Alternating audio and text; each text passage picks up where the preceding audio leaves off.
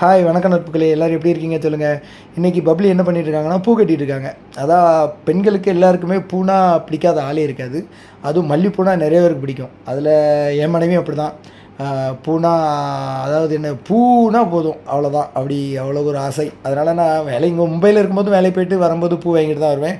அதேபோல் இப்போ ஊருக்கு போனாலும் டெய்லி வாங்கி கொடுத்துருவேன். ஆனாலும் ஊரில் ரொம்ப விலை. 100 மல்லிப்பூ வந்து ரூ. 60 விற்றாங்க நாங்கள் ஊருக்கு போயிருக்கும்போது, திருவிழாவுக்கு போயிருக்கும்போது.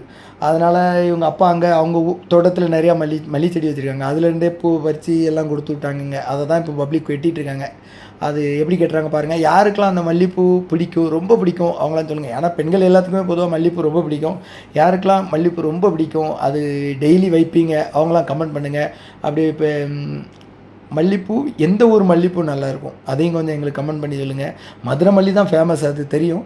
ஆனாலும் சில மதுரை மல்லியோடையும் சில ஊரில் நல்ல மல்லி, அதாவது அப்படியே தூரத்தில் யாரும் வச்சுட்டு போனால் கூட அப்படியே நம்மளுக்கு அப்படி கமகமன்னு மனம் வரும். அது எங்கே இருக்குதுன்னு சொல்லுங்கள். ஓகே, லைக் பண்ணுங்கள், கொஞ்சம் பிடிச்சிருந்தா ஷேர் பண்ணுங்கள். எல்லோரும்